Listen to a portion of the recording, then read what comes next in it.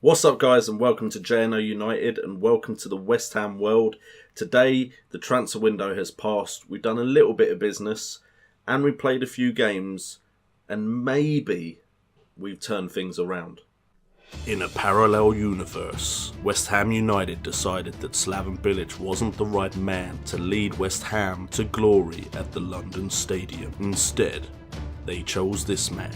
Hi there, my name is JNO. So guys, we are doing episode number 7, I believe, and if the lighting is a bit different than it usually is, it's because it's quite late at night and my little fancy light that's meant to make me look good is way too bright at the moment, so literally I'm probably looking really pale now. I put my work shirt over it and still I'm looking this bright, but we have still got an episode to film today. We have 2 games against Swansea and Man City, both away games, big fixtures. We need to start winning because I think the board are getting a bit unsatisfied with us. But first, let's look at the transfers and then let's look at the 2 games we've played since you last were with us. Okay, so 3 players came in total. There was going to be more, but unfortunately I couldn't shift any of my players apart from Masaku, who I'm glad I shifted because I struggled with his name anyway. Antonio has gone on loan. Unfortunately, he rejected Liverpool's bid. Apparently, they weren't going to pay him enough. Go figure. But anyway, we have bought in Juno Peruzzi, which I went over the last episode for 2.2 million. We have brought in Martin Odegaard on loan. Great signing from Real Madrid. A lot of promise in this youngster, and hopefully he gets an affinity for West Ham so we can bring him in the future. And then we have Marco van Ginkel from Chelsea for 6 million. He was transfer listed, he's a quality midfielder, so we brought him in to do a job for us in the centre of midfield. Since you were last with us, the last 2 episodes, of course, we lost every single game and in total conceded 10 goals. 10 goals in total we conceded. Since then, we beat Southampton in the league at home 4-0. We should have beaten Swansea as well. We absolutely dominated them, but we drew 1-1. But my strikers have finally started performing. Jonathan Callery, John Guidetti, Martin Odegaard and Dimitri Payet all getting on the score sheet in the game where we absolutely destroyed Southampton. And then I thought we were going to do the same against Watford. 21 shots, 9 on target to 7 shots, 3 on target. Jonathan Callery scored in the 68th minute. Then Ben Watson somehow scored in the 75th minute, robbing us of 3 points. But we've gone 2 games undefeated and the performances are looking much better. 2 games, only conceding 1 goal. Pretty unheard of for us recently. And I think a lot of our change in success recently is to a change in formation, making us a lot more compact. We are still playing a 4-3-3, but as you can see, we now have a flat back 4, kind of, wing backs on the sides, with a flat midfield, 1 midfielder focusing on defending, central midfielder, and then 2 central midfielders focusing on support. And then we have 3 strikers all tucked in, 2 false 9s with a centre forward. If this looks familiar, it's because I have got it off of FM Scout. I was looking for different 4-3-3 variations. I'll leave a link in the description down below to this tactic so you guys can download it as well. And we've had some success with this in the last 2 games. I would love to be able to say I built the tactic that started to work. But you know what, I was getting desperate and we were struggling, so we needed a boost, and this tactic has definitely brought that in the last 2 games. Hopefully it will bring it in this game against Swansea. So our lineup is Jefferson playing in goal with Cresswell and Peruzzi as the wing backs, Riedewald and Ogbonna as the centre backs. Ogbonna almost got sold to Liverpool as well as Antonio, but he decided to sign a new contract. Van Ginkel, Obiang and Noble as the 3 central midfielders with Payet, Guidetti and Callery up top. Payet is now training to become a false 9 because this isn't really a natural position for him, and there isn't really a position for him that is natural in the whole formation. And hopefully we'll actually have a victory. And if you hear vibrating, I'm sorry, that is my phone. It was charging while I was playing other games and now it's just ruining a recording. People hitting me up. People aren't hitting me up, it's just Twitter. Okay, so let's get into the game. Fingers crossed, boys. West Ham mug is not here because I didn't want to jinx it with anything that I used in those last 2 episodes, because those last 2 episodes were absolutely terrible. I'm surprised I didn't get more hate in them because West Ham were shocking in those episodes. The likes have been good on this series though, which is nice, despite the fact that I am sucking in egg during this series. Not much has happened in the first 10 minutes, so this is probably going to be the same as always. I tell you how good this formation is, and then nothing happens when I actually start recording. In fact, it looks like, well done Ogbonna, come forward and win the ball. Everton plays for Swansea. Everton, as far as I'm aware, is a player that becomes very good in this game, so I'm surprised Swansea managed to get him.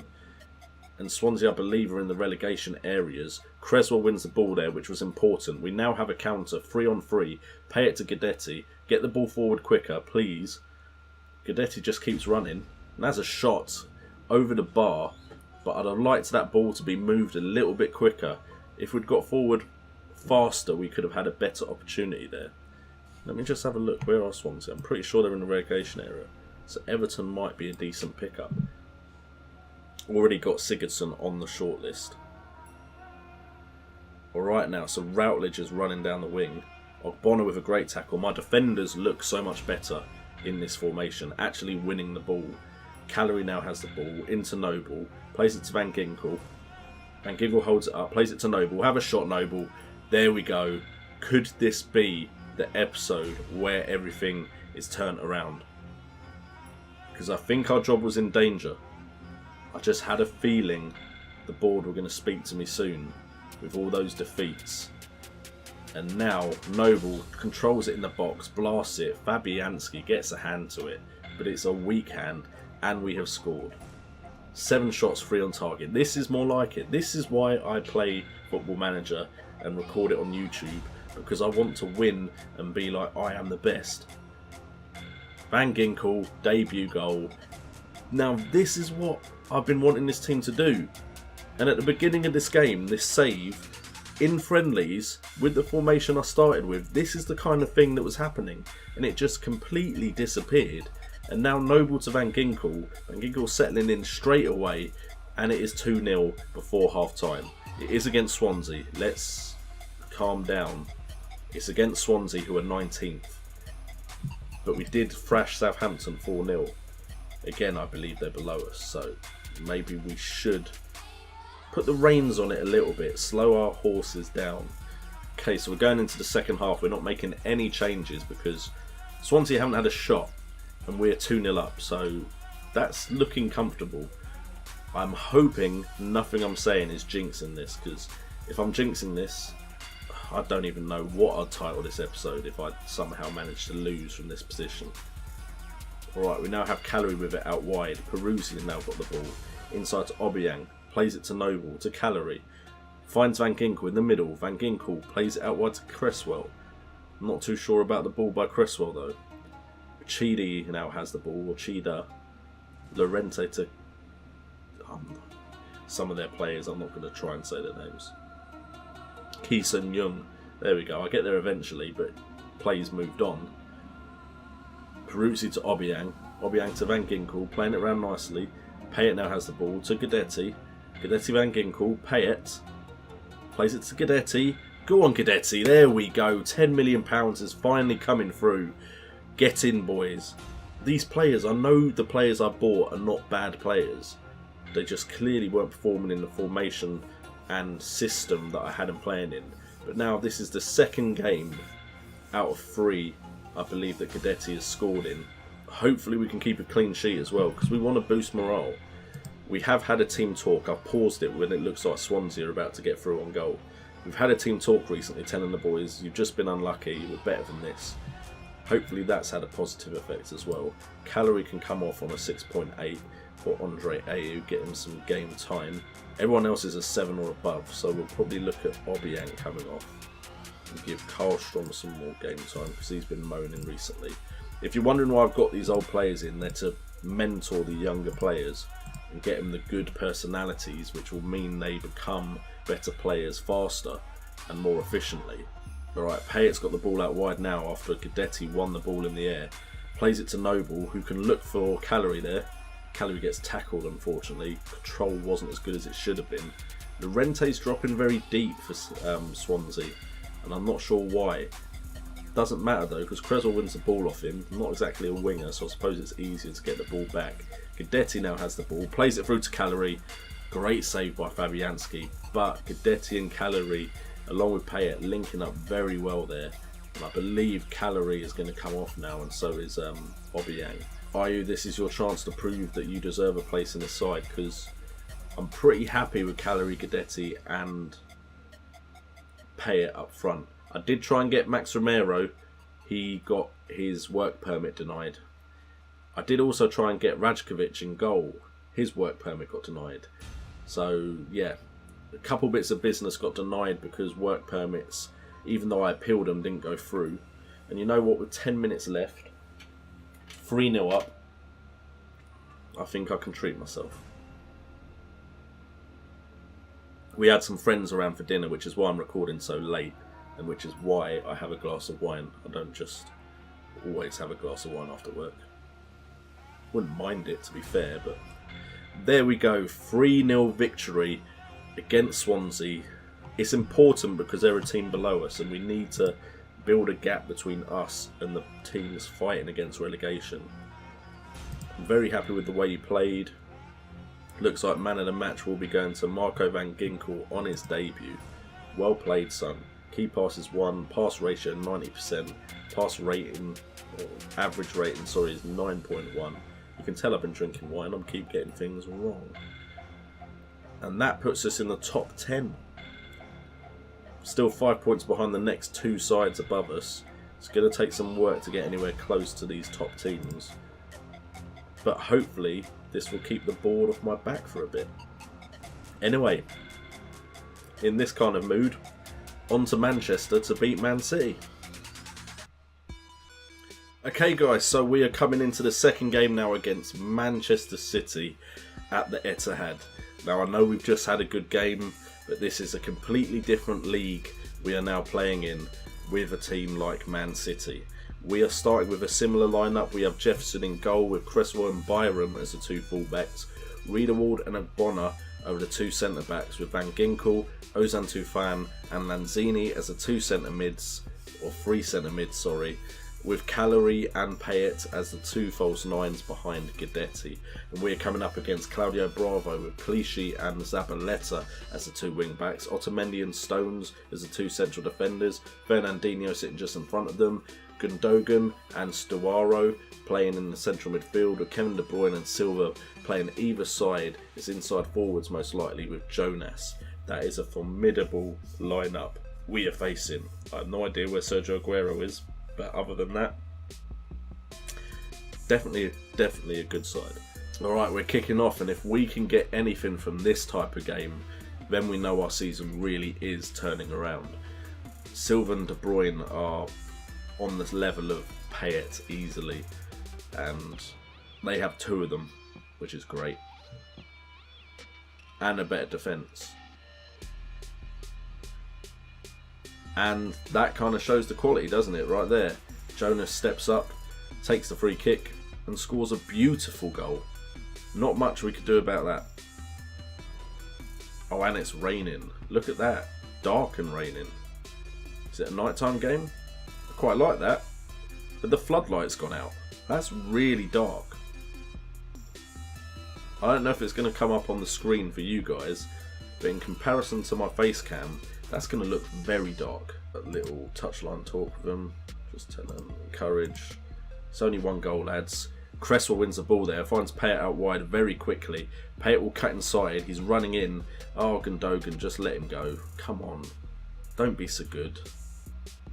Don't be so good. I think number 22, maybe Sam Byram, managed to get deflection on that. Keeper looked out of position. Very out of position.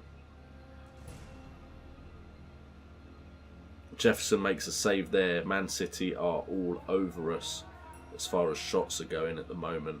I was hoping Payet would counter there for a second. Riedel wins the ball there. Riedel's really come on as a centre-back recently. Payet's now got the ball forward.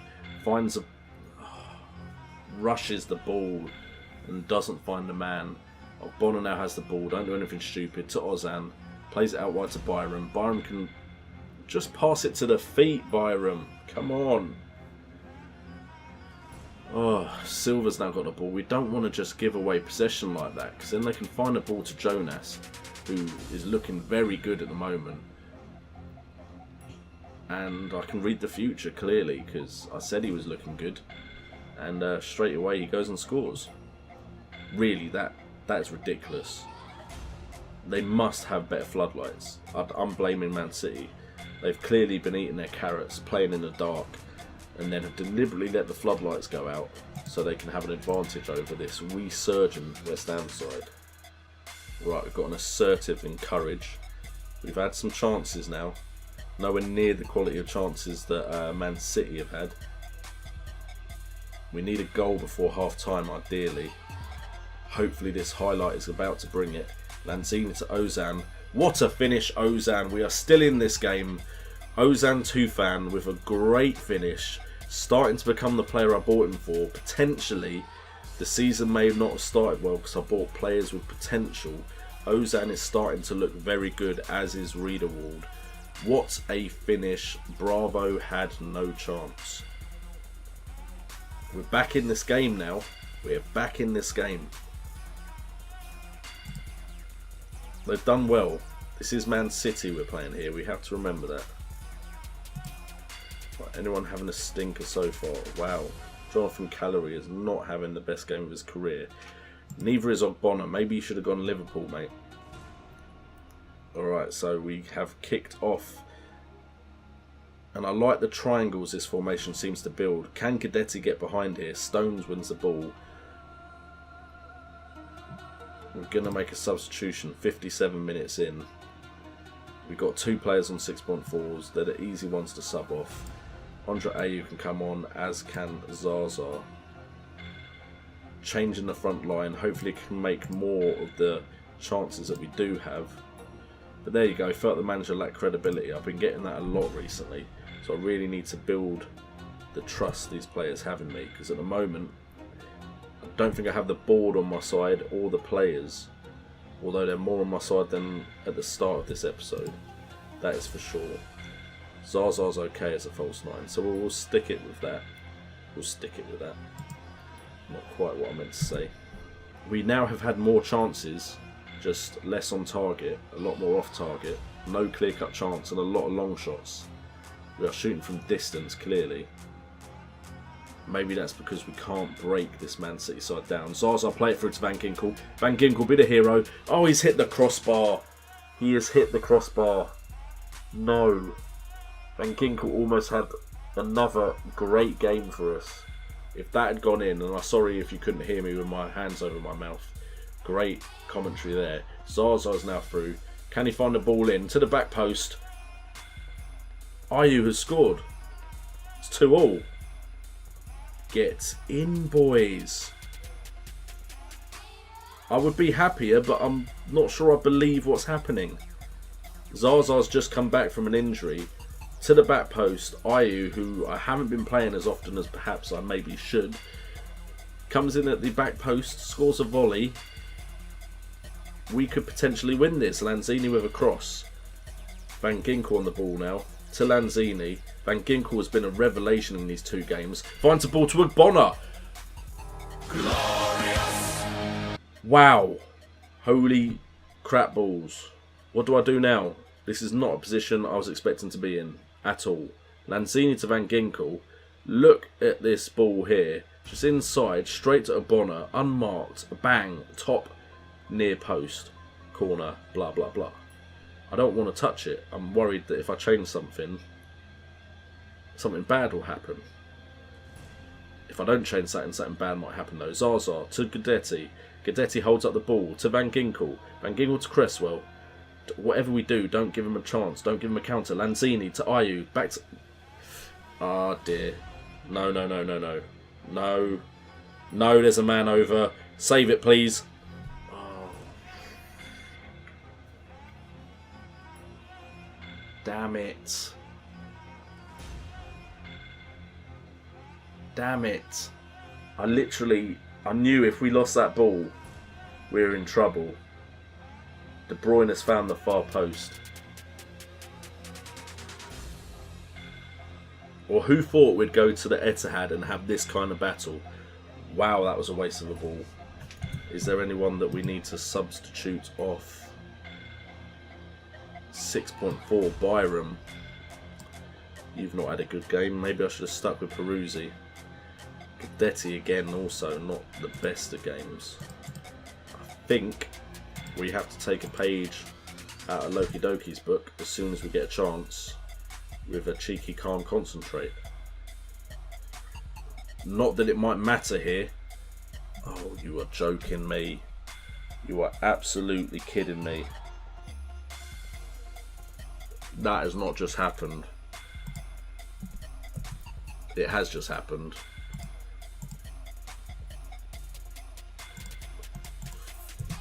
Come on, boys, get a fourth. It's all too late, isn't it?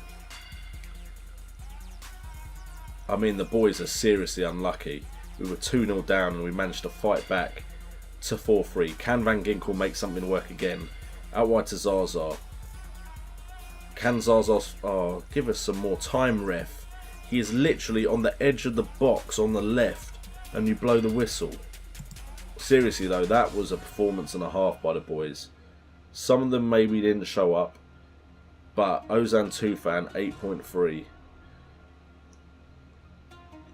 I can't complain because this is the type of game we'd have gone into before and got absolutely destroyed in. Man City are 5th at the moment, behind the likes of Arsenal, Man United, Tottenham and Liverpool.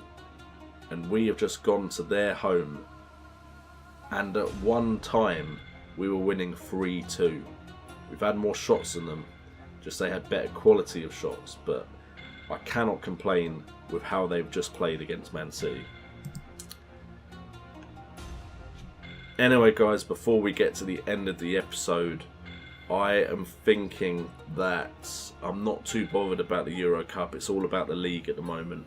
That is where we need to start climbing the table. So if we get through the knockout stage of the first leg, if we get through the first knockout stage, potentially we've got an Arsenal-Chelsea 2 home fixtures coming up next. Might come in on that because that's 2 big games in London at the London Stadium. I know I might be setting myself up for another bad episode, but that just looks a bit tasty. So that's probably the 2 games we'll come back in on. So you'll find out if we won in the Euro Cup and went through to the next leg. Anyway guys, thank you so much for tuning in. As always, make sure to smash that thumbs up button. Check out all my social media. Check out my Patreon if you want to support the channel. I've been JNO, you guys have been awesome, and are West Ham back?